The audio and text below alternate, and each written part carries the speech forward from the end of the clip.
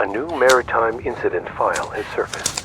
If you appreciate these types of mermaid stories, take a short break to like and subscribe. Either way, enjoy. In the summer of 2014, a young woman in Gloucester, Massachusetts pressed the record button on her smartphone and captured something that would haunt her for the rest of her life. Her grandfather, Vincent Costello, had suffered a stroke 3 days earlier, and the doctors had made it clear that another could come at any time that the man who had raised her after her mother's death might not survive the week.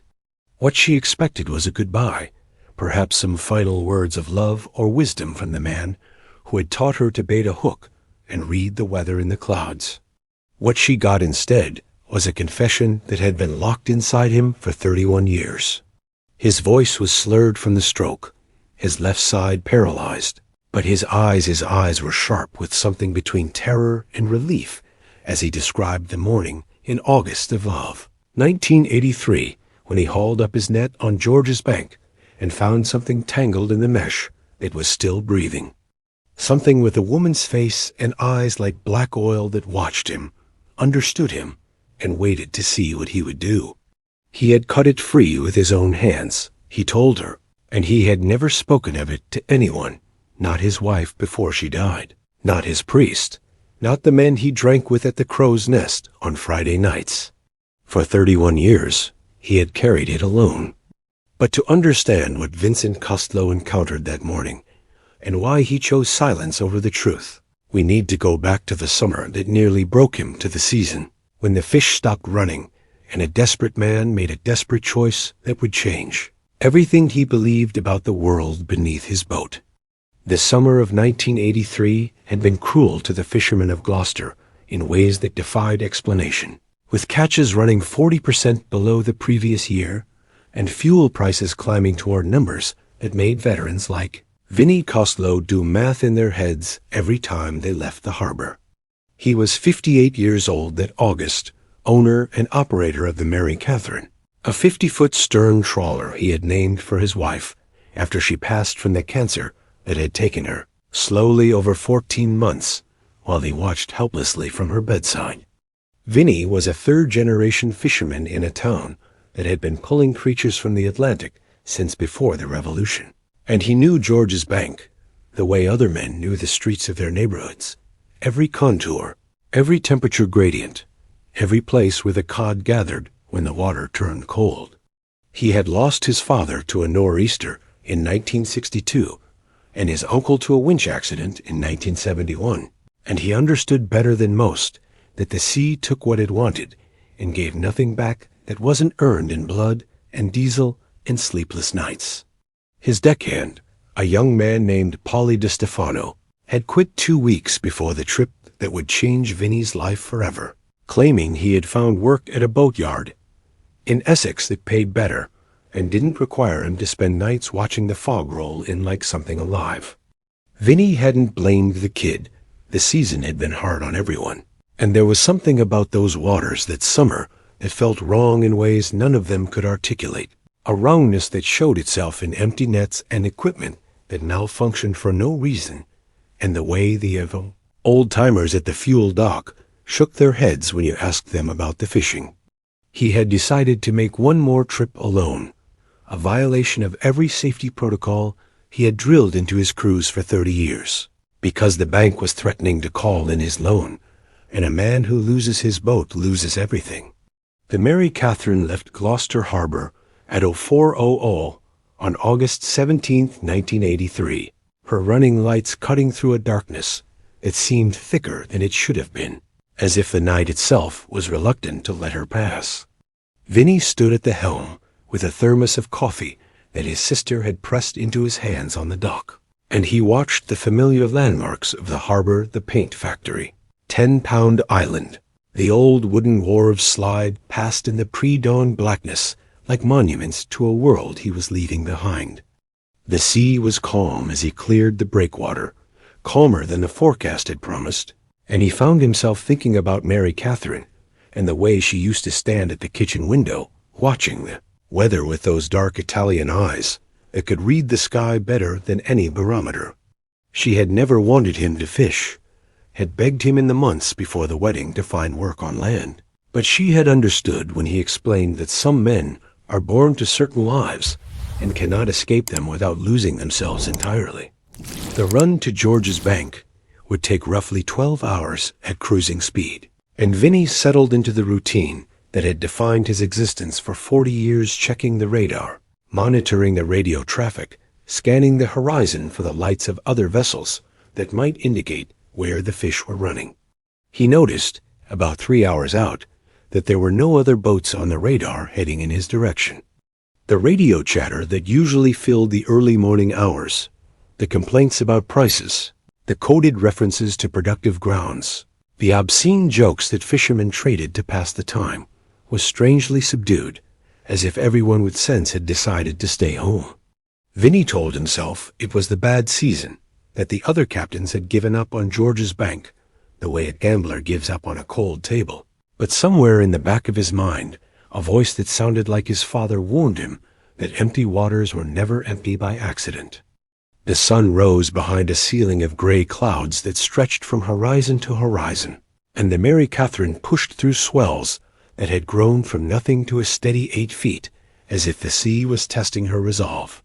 By noon, Vinny could see the color change in the water that told him he was approaching the bank, that subtle shift from blue-black to gray-green that indicated the shallowing bottom where the cod and haddock gathered in, schools that could fill a hold in a single set. He had his lucky knife in his pocket, the one his father had given him the day he made his first solo trip, and he touched it through the fabric of his rain gear the way another man might touch a rosary. The first set went badly in ways that didn't make sense.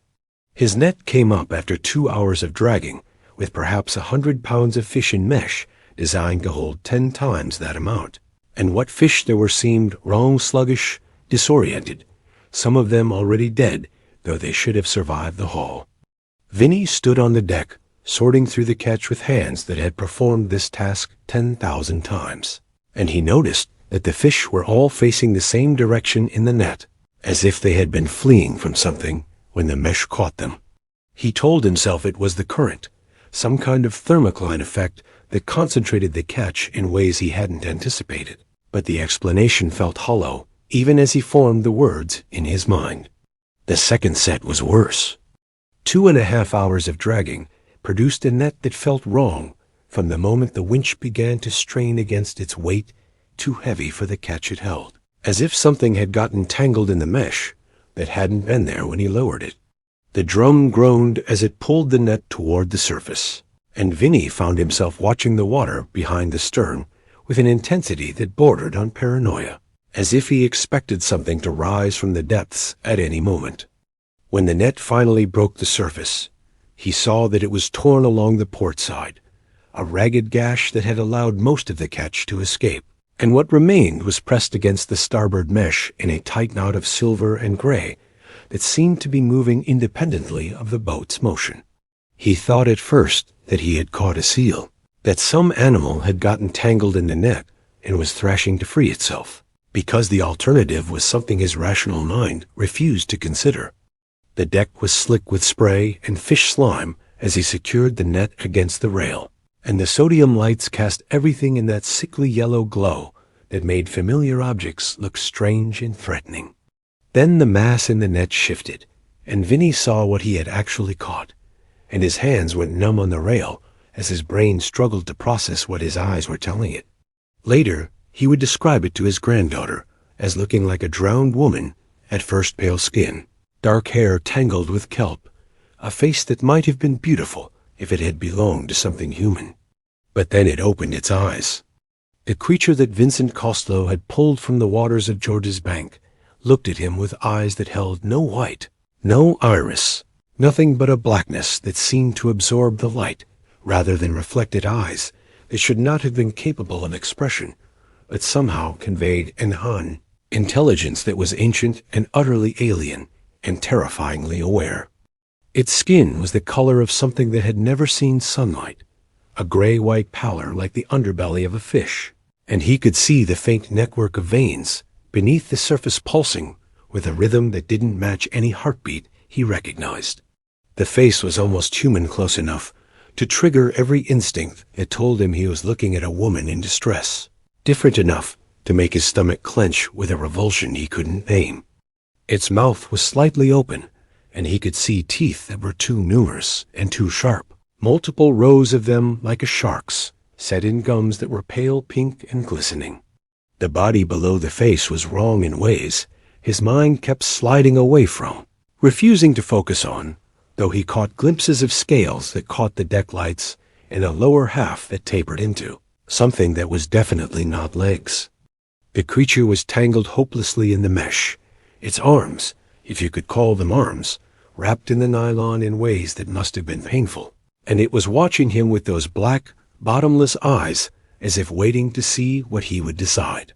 Vinnie Costello stood alone on the deck of the Mary Catherine, 100 miles from the nearest land, and felt his understanding of the world crack down the middle like ice on a warming pond. He did not scream. He did not radio for help. He simply stood there, his hands still gripping the rail, and stared at the thing in his net while the boat rocked beneath him and the sodium lights hummed their endless electric song.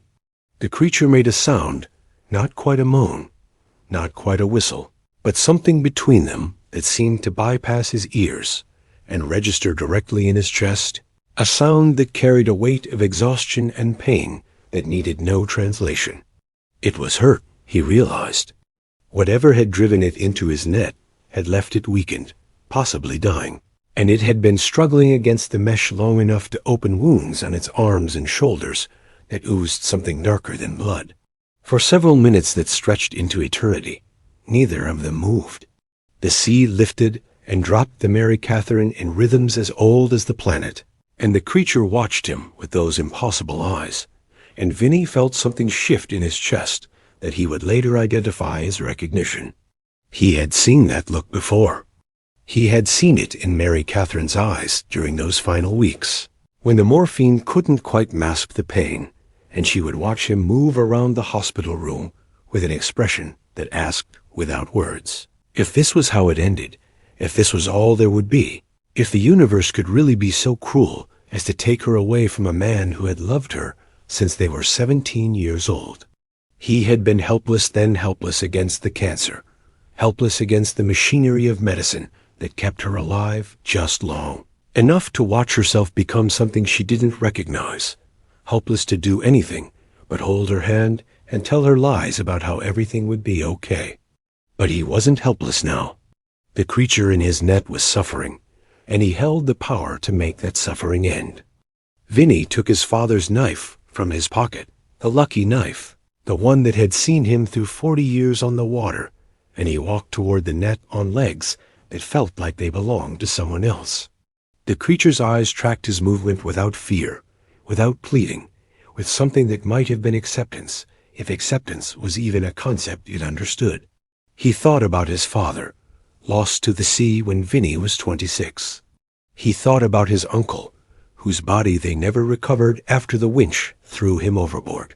He thought about all the men of Gloucester who had gone out and not come back, about the widows who waited on the docks, and the children who grew up without fathers, and the terrible bargain that every fisherman made with the Atlantic every time he left the harbor. The sea takes what it wants, and it gives nothing back. But maybe, just this once, he could give something back to the sea. The mesh was tough, designed to hold thousands of pounds of fish, and cutting it by hand was slow work that left his arms burning and his palms bleeding through his gloves. The creature remained still as he worked, those black eyes never leaving his face, and he found himself talking to it the way he used to talk to Mary Catherine during those long nights in the hospital nonsense. Mostly stories about their courtship and the time they drove to Maine for their honeymoon, and the night their daughter was born in the middle of a snowstorm. He didn't know if the creature understood him, didn't know if it could even hear in any way that resembled human hearing, but the talking helped him stay focused on the task and not on what he was actually doing. The net parted strand by strand, and with each cut, the creature's body sagged a little lower, a little freer, until finally the last piece of mesh fell away, and there was nothing holding it to the deck but gravity and exhaustion. It didn't move immediately.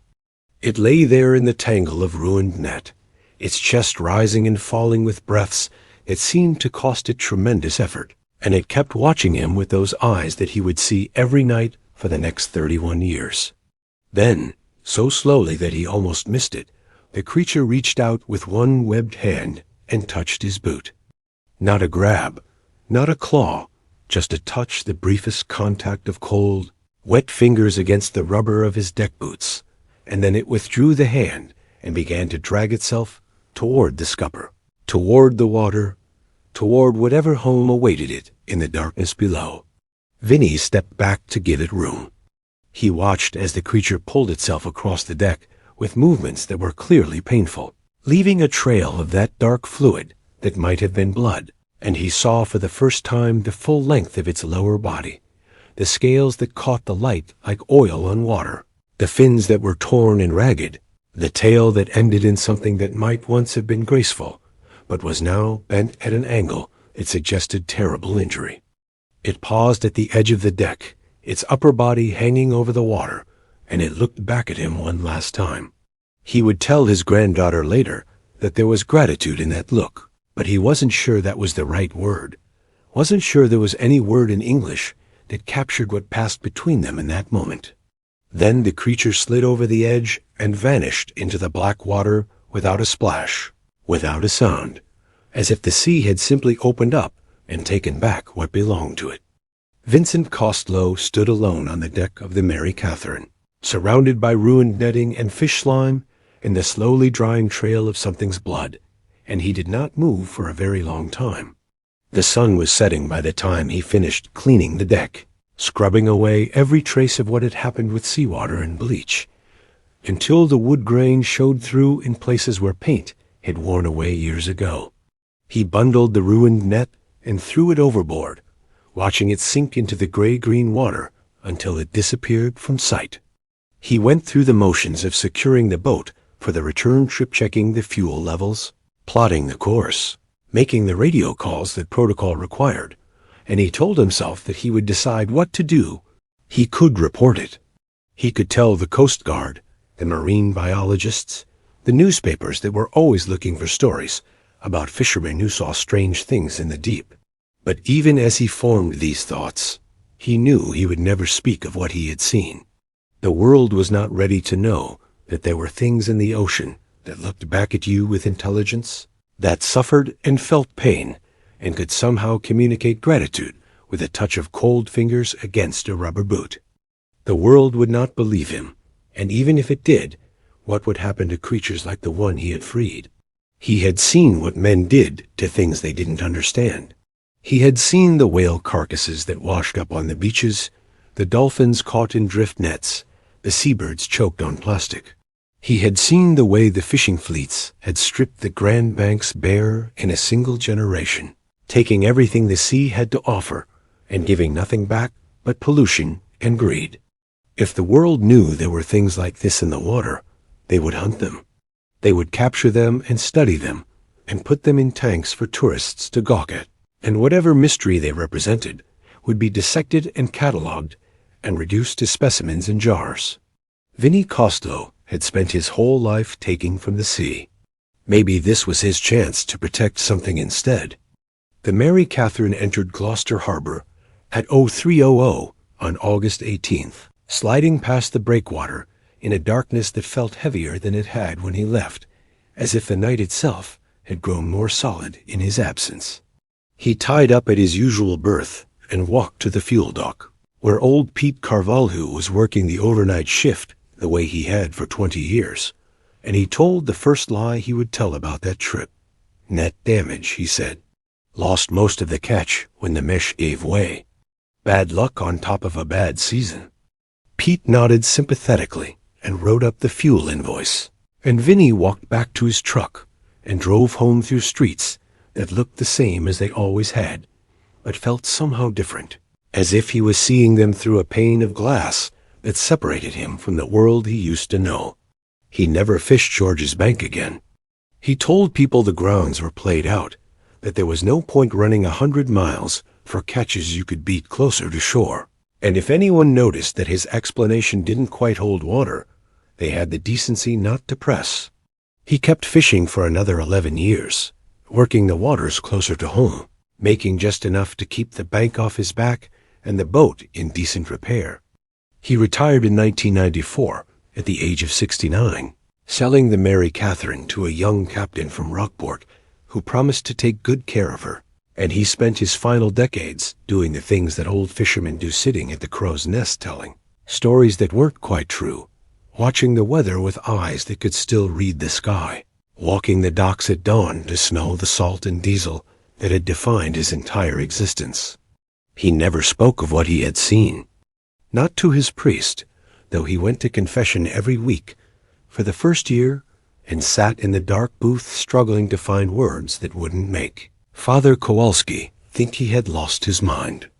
Not to the men he drank with, though some of them had their own stories that they hinted at after the third or fourth beer, stories about things seen in the fog and sounds heard in the deep that couldn't be explained by any fish in the catalog. Not even to Mary Catherine, in those moments when he stood at her grave and told her about his days and asked for her guidance on matters large and small. Some secrets are too heavy to share. Some encounters leave marks that don't show on the surface, but change the shape of everything beneath. Vincent Costello carried his secret for 31 years, and it became part of him the way the sea becomes part of every man who works it long enough invisible, ever present, coloring every thought and every dream and every moment of silence when the world went quiet and the memories came flooding back. The stroke came in July of 2014, a Wednesday afternoon when he was watching the Red Sox game in his living room, and suddenly found that his left arm wouldn't move and his face felt like it belonged to someone else. His granddaughter Maria found him on the floor an hour later, when she came by for her weekly visit and discovered the front door unlocked and the television still playing to an empty room. The doctors at Addison Gilbert Hospital did what they could, but the damage was severe, and they told Maria in quiet voices that she should prepare herself for the possibility that this was the beginning of the end.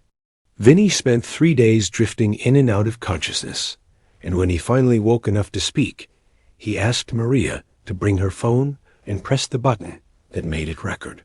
What followed was 47 minutes of testimony that Maria would watch only once before saving it to a folder.